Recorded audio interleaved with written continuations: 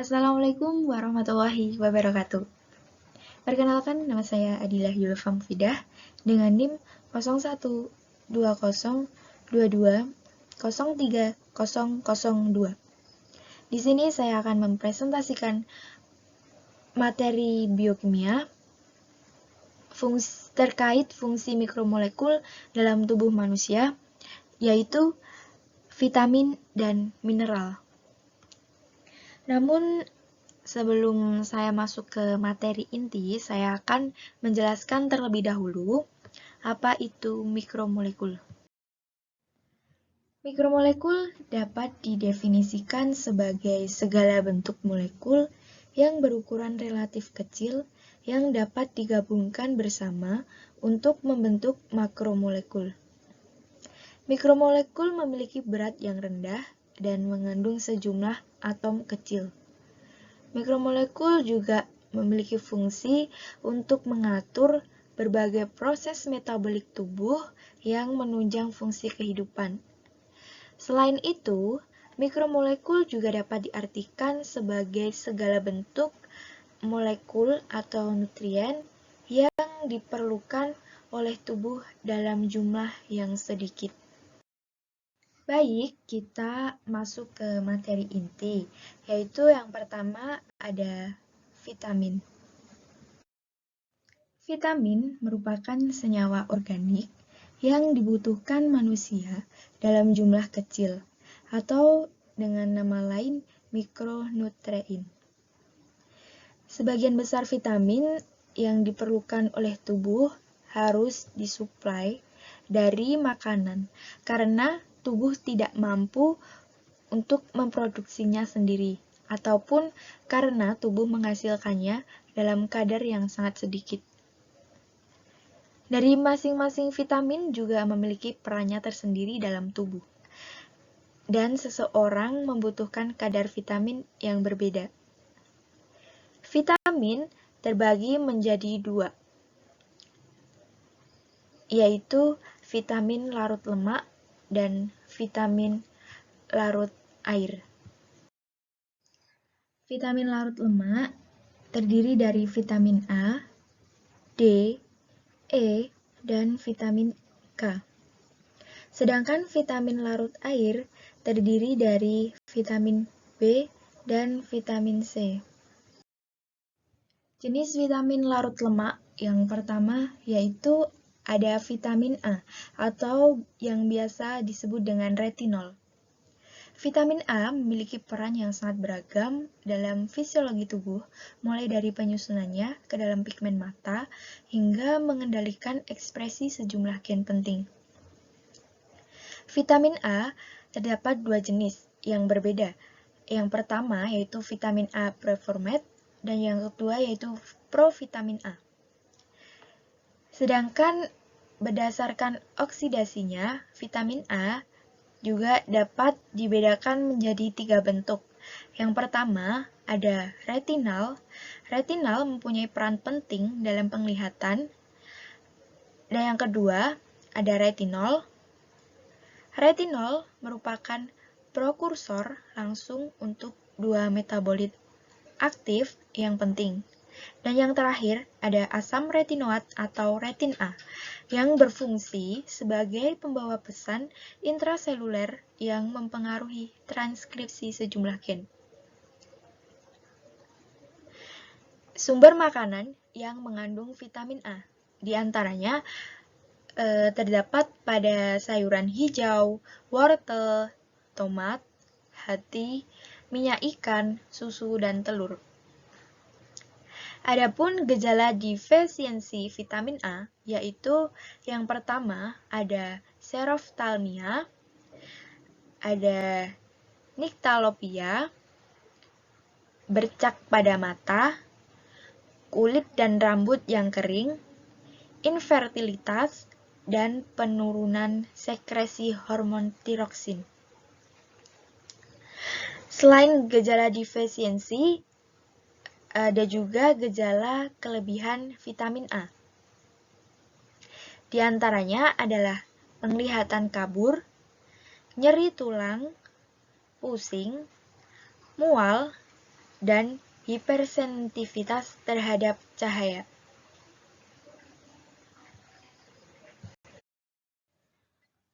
Adapun fungsi dari vitamin A. Yang pertama, ada penglihatan. Jika jumlah vitamin A mencukupi, penglihatan akan terganggu. Yang kedua, pada resistensi terhadap penyakit menular. Hampir setiap penyakit menular yang dikaji kekurangan vitamin A terbukti meningkatkan frekuensi dan tingkat keparahan penyakit. Selanjutnya, pada integritas sel epitel. Banyak sel epitel yang membutuhkan vitamin A untuk diferensiasi dan pemeliharaan yang tepat. Selanjutnya, pada pembentukan tulang. Sel-sel tulang bergantung pada ketersediaan vitamin A. Dan yang terakhir, yaitu pada reproduksi. Kadar vitamin A sangat diperlukan untuk produksi sperma dan siklus reproduksi normal pada wanita. Jenis vitamin larut lemak yang kedua yaitu ada vitamin D atau nama lainnya kalsitriol. Vitamin D merupakan hormon steroid yang telah lama dikenal perannya yang penting dalam mengatur kadar kalsium dan fosfor tubuh serta mineralisasi tulang. Reseptor vitamin D terdapat dalam berbagai sel yang semakin membuktikan peran metaboliknya bagi tubuh. Sumber makanan vitamin D bisa kita peroleh dari minyak ikan, daging mentah, hati, putih telur, dan makanan terfortifikasi. Selanjutnya, ada gejala defisiensi vitamin D. Yang pertama ada rickettsia, dan yang kedua ada osteomalacia.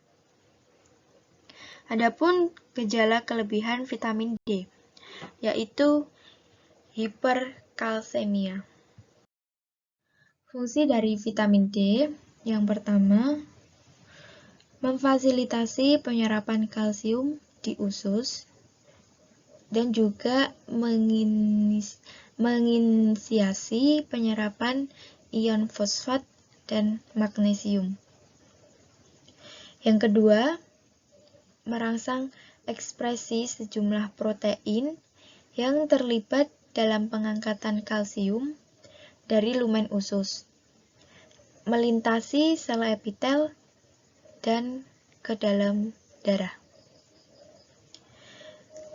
Yang ketiga, vitamin D juga berperan sebagai pengatur transkripsi protein matrik tulang yang menginduksi ekspresi osteokalsin dan menekan sintesis kolagen. Yang keempat, dalam kultur sel, vitamin D bisa dapat merangsang diferensiasi sel-sel osteoklas.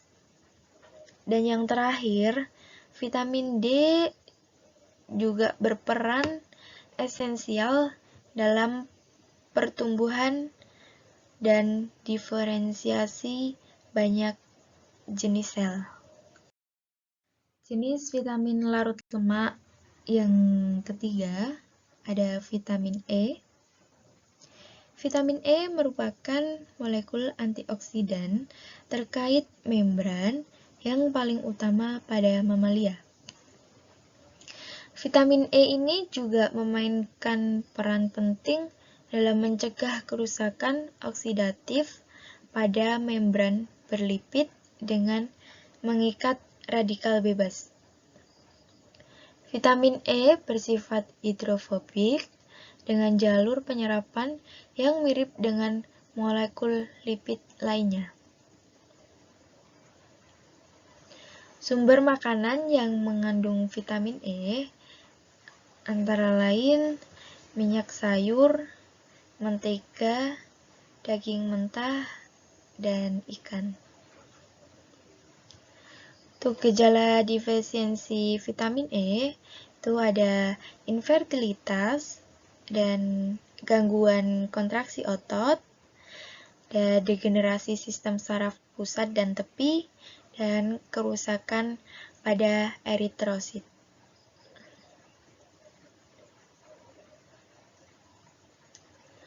Selanjutnya ada fungsi dari vitamin E,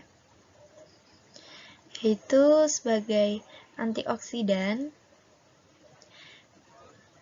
di mana vitamin E ini dapat menangkal radikal bebas seperti superoksida, hidrogen eroksida. Fungsi vitamin E selanjutnya yaitu mencegah kerusakan oksidatif dan melindungi membran sel.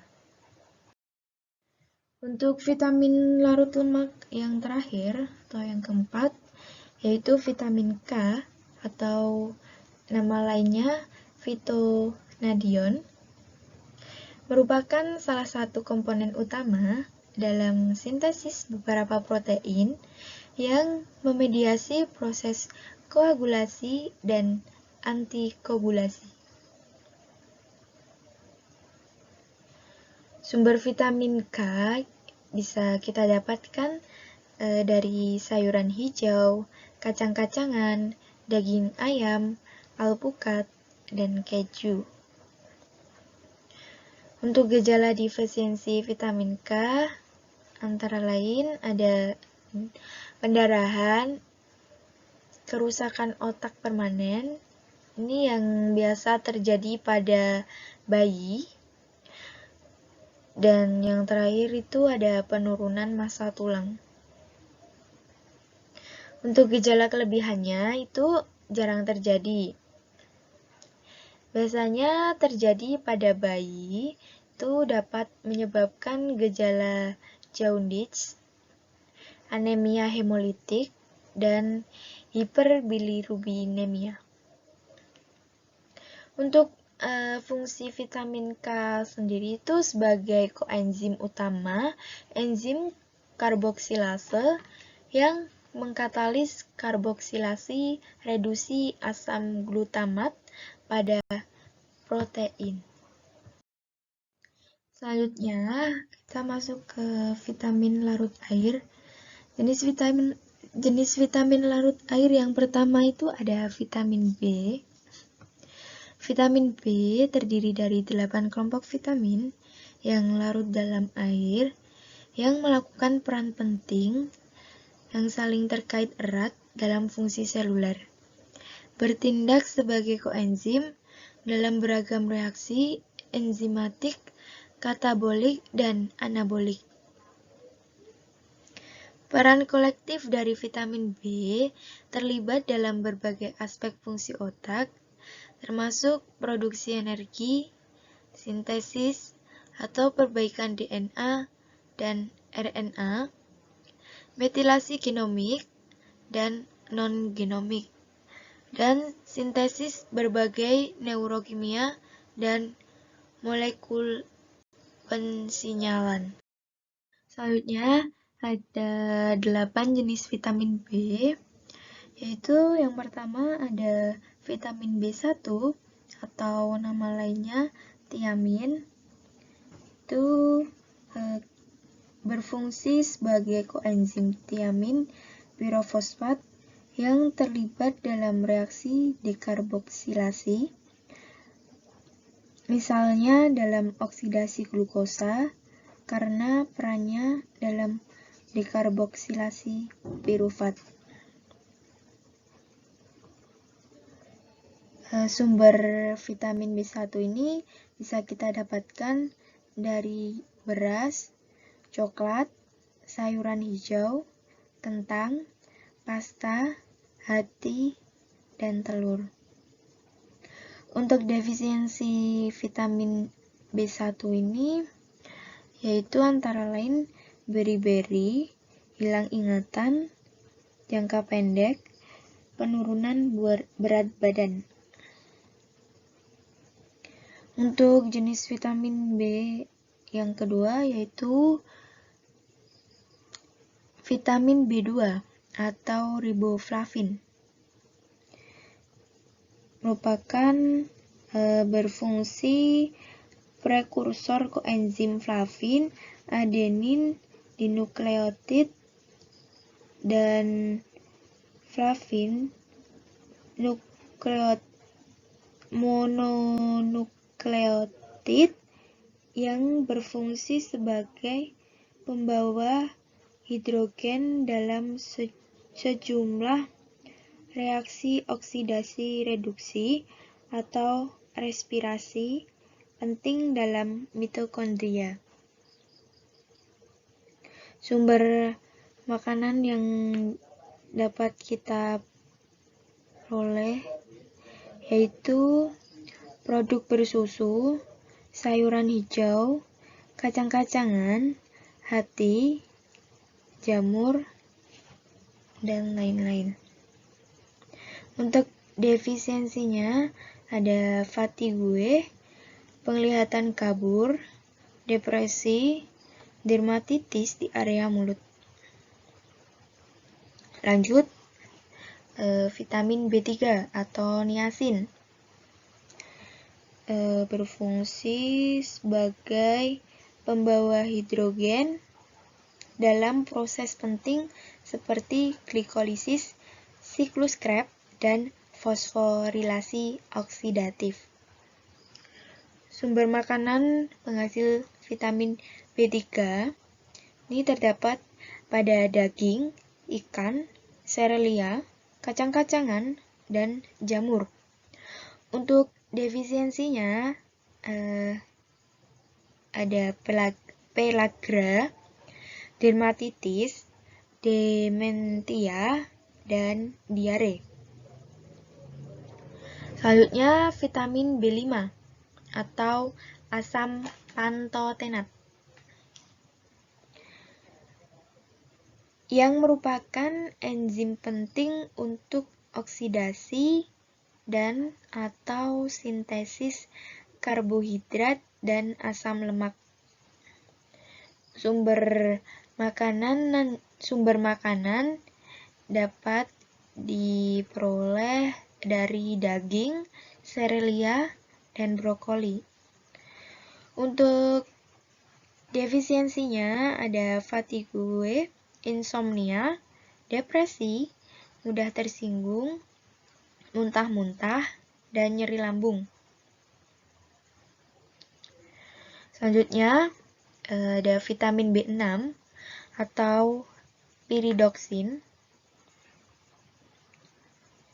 yang merupakan koenzim untuk beberapa reaksi enzimatik penting yang melibatkan metabolisme protein, termasuk reaksi transaminasi yang diperlukan untuk sintesis asam amino. Untuk sumber makanan B6 bisa diperoleh dari daging, ikan, kacang-kacangan, pisang, kentang. Dan untuk defisiensinya ada neuropati perifer, sindrom yang mirip pellagra, dermatitis seboroik, glositis, dan cheilosis. Pada orang dewasa dapat menyebabkan depresi, kebingungan, kelainan elektroensefalogram, dan kejang. Selanjutnya ada vitamin B7 atau biotin yang berfungsi sebagai koenzim untuk beberapa enzim yang mengkatalisis reaksi karboksilasi, dekarboksilasi, dan deaminasi. Salah satu contohnya adalah piruvat karboksilase, enzim penting dalam siklus Krebs. Sumber makanannya bisa kita dapatkan dari telur, hati, dan sayuran hijau. Untuk defisiensinya ada alopecia, dermatitis periorifisial, kulit bersisik, ruam merah di sekitar mata, hidung, dan mulut. Selanjutnya ada vitamin B9 atau folat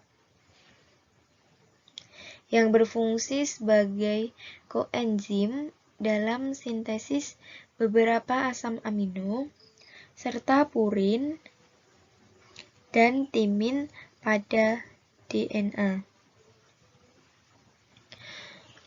Sumber makanan yang mengandung B9, vitamin B9 itu bisa kita dapatkan dari kacang-kacangan, sayuran hijau, dan buah citrus.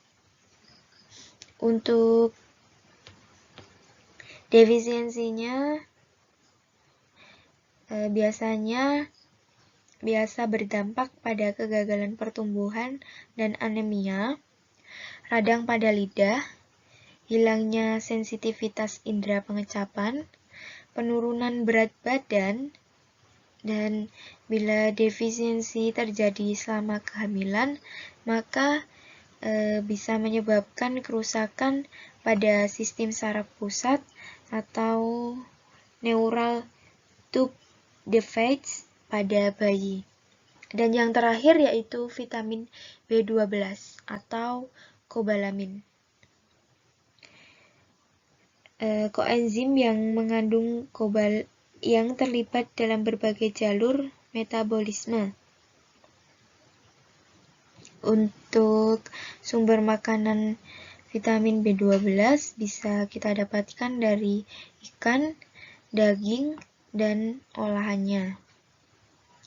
Sedangkan defisiensi vitamin B12 itu biasanya berdampak pada cacatnya sel darah merah atau anemi pernisiosa, penglihatan kabur, hilangnya nafsu makan, kulit pucat, depresi, dan lelah otot.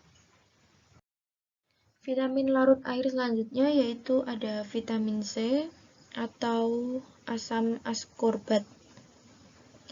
Vitamin C adalah vitamin yang larut dalam air dan diperlukan untuk pertumbuhan dan perkembangan yang normal. Bila kadar vitamin ini terlalu tinggi, maka kelebihannya akan dibuang oleh tubuh melalui urin.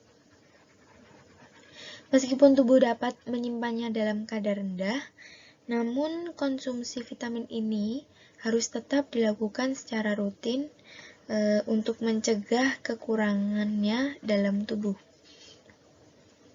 Untuk sumber makanan vitamin C bisa kita peroleh dari buah citrus, sayuran hijau, kentang, stroberi, tomat, dan paprika hijau. Next, untuk gejala defisiensi dari vitamin C, yang pertama ada skorbut atau scurvy, kedua gigi dan gusi berdarah, lemah otot, cepat lelah, mudah tersinggung, gangguan pertumbuhan tulang, dan anemia. Untuk gejala kelebihan vitamin C itu ada diare, mual, dan nyeri pinggang. Selanjutnya, fungsi dari vitamin C. Fungsi vitamin C yang pertama itu untuk biosintesis kolagen, yaitu pada sintesis karnitin, serotonin, dan noradrenalin. Selanjutnya, fungsi vitamin C untuk metabolisme protein. Selanjutnya, membantu mencegah atau menunda perkembangan kanker, penyakit kardiovaskular, dan penyakit lainnya yang biasanya disebabkan oleh stres oksidatif. Fungsi vitamin C selanjutnya yaitu sebagai antioksidan, dan dalam sistem imun, vitamin C juga berperan dalam meningkatkan penyerapan zat besi non-heme yang terdapat dalam tumbuhan. Untuk materi yang kedua yaitu mineral. Mineral merupakan golongan nutrisi yang sangat vital untuk menjaga kesehatan tubuh. Secara struktural, mineral termasuk senyawa anorganik karena tidak memiliki rangka karbon. Dalam tubuh, mineral bertindak sebagai kofaktor yang memainkan banyak peran fungsional dalam sel manusia. Mineral digunakan oleh tubuh untuk pertumbuhan, perkembangan, pergerakan, produksi energi, serta dalam pemanfaatan dan pemeliharaan homeostatis internal. Berdasarkan penggunaannya bagi tubuh, mineral dibagi menjadi 3, yaitu makromineral yang merupakan mineral yang dibutuhkan oleh tubuh dalam jumlah relatif lebih banyak. Yang kedua, ada mikromineral. Itu mineral yang dibutuhkan oleh tubuh dalam jumlah sedikit. Dan yang terakhir ada mineral ultra trace yang merupakan mineral yang dibutuhkan oleh tubuh dalam jumlah yang paling sedikit. Selanjutnya, macam-macam mineral. Yang pertama, mineral makro atau makromineral terdiri dari kalsium, fosfor, magnesium, sodium, potasium, klorin, dan sulfur. Yang kedua ada mikromineral atau mineral mikro yang terdiri dari kromium, tembaga, fluor, iodin, besi, mangan, molybdenum, selenium, dan zinc. Dan mineral yang terakhir yaitu ada mineral ultra trace yang terdiri dari arsenik, boron, nikel, silikon, dan vanadium. Selanjutnya saya akan menjelaskan satu persatu peran atau fungsi dari masing-masing mineral dan sumber makanan yang mengandung mineral tersebut. Untuk yang pertama, pada mineral makro atau makromineral, kalsium itu berperan atau berfungsi dalam pertumbuhan tulang, pembentukan gigi, transmisi impuls saraf, kontraksi otot, aktivitas enzim, pengontrolan denyut jantung, pembekuan darah, dan sekresi hormon. Sedangkan sumber makanannya bisa kita dapatkan dari beras, coklat, sayuran hijau, kentang, pasta, hati, dan telur. Mineral makro yang kedua yaitu ada fosfor.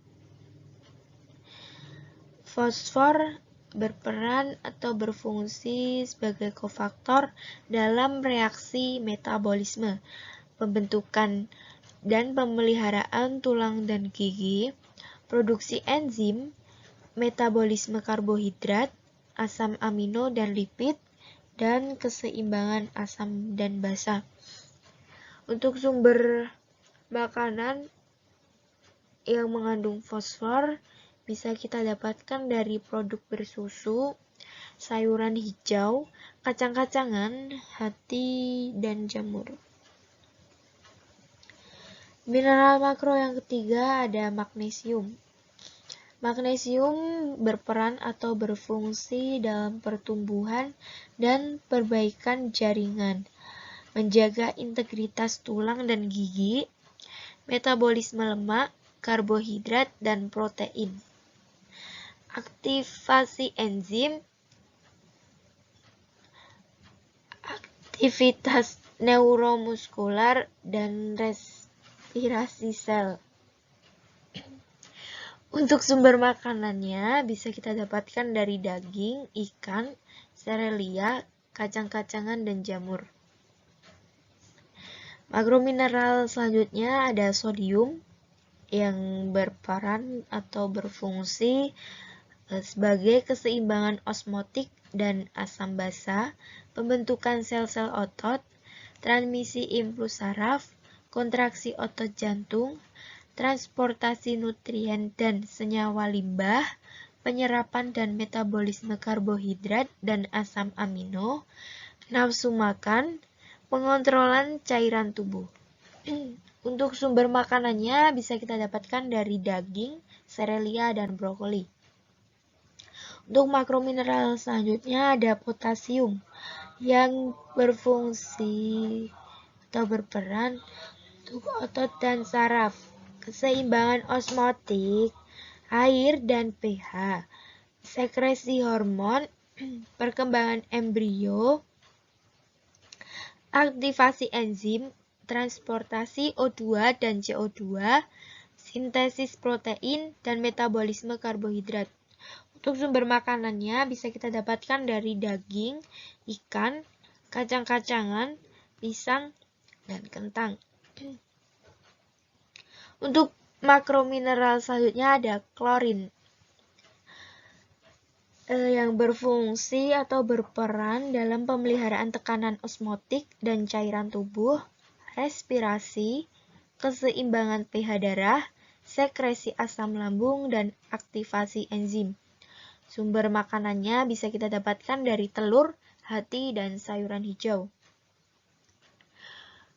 Makromineral yang terakhir yaitu ada sulfur yang berfungsi atau berperan dalam sintesis asam amino atau metionin dan sistein, detoksifikasi racun, metabolisme karbohidrat dan energi, dan sebagai komponen penyusun hemoglobin. Untuk sumber makanan bisa kita dapatkan dari kacang-kacangan, sayuran hijau, dan buah citrus.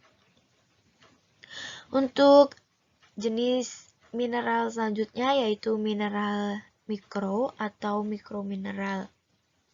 Yang pertama ada kromium.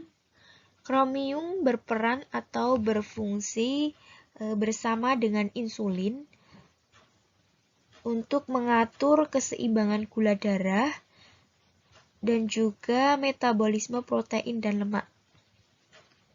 Yang mana sumber makanannya bisa kita dapatkan dari buah-buahan, contohnya jeruk, anggur. Selanjutnya ada buncis, tomat, daging, ragi, dan roti.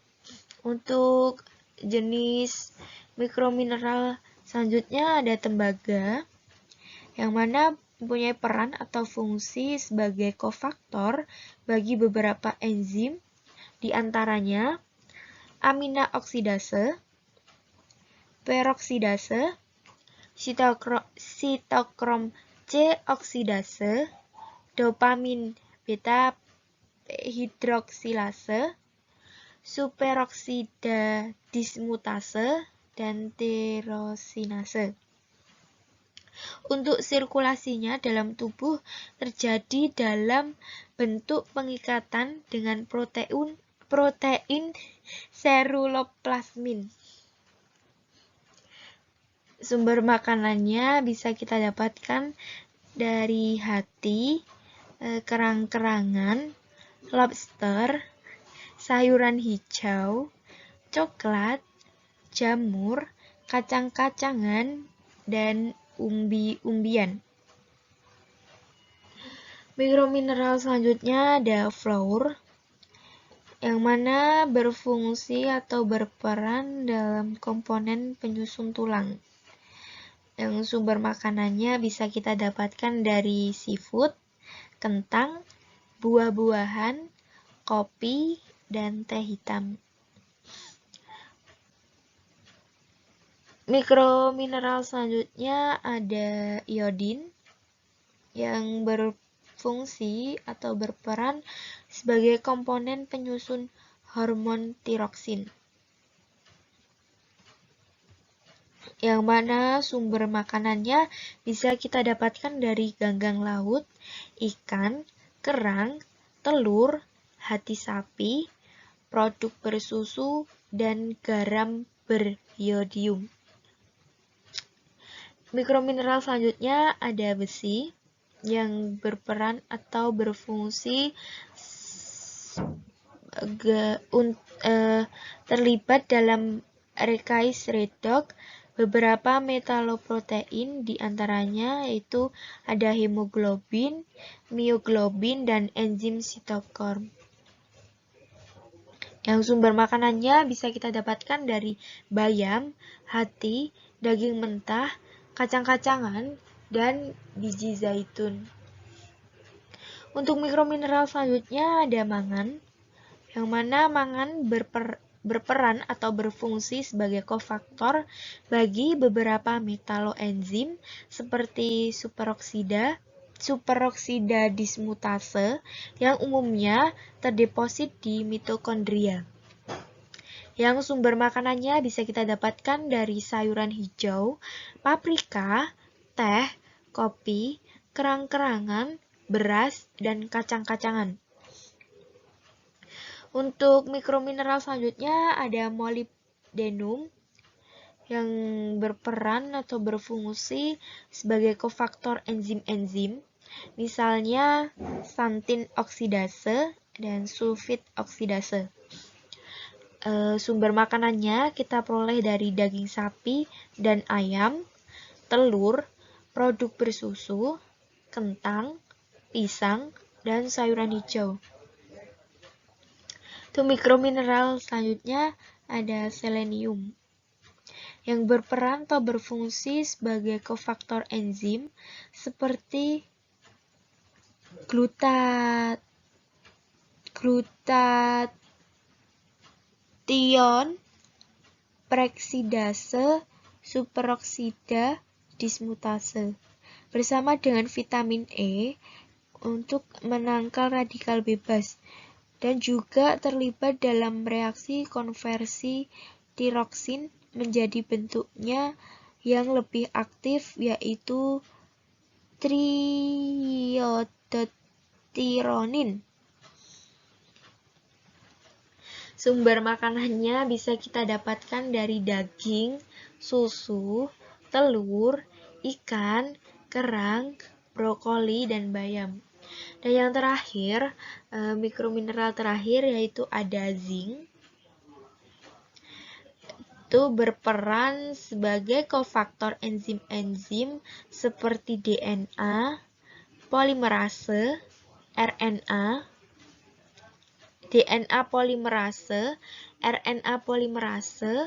RNA transfer sintetase, yang mana sumber makanannya kita dapatkan dari daging, kerang, kepiting, lobster, jamur, dan bawang putih. Untuk macam mineral yang ketiga ada ultra trace yang terdiri dari arsenik. Arsenik berperan atau berfungsi dalam metabolisme asam amino, metionin, dan juga peredaman gen. Sumber makanannya bisa kita dapatkan dari beras, sereal, jamur, daging ayam, kentang, dan wortel. Selanjutnya ada boron. Boron berfungsi dalam metabolisme, hormon, dan enzim,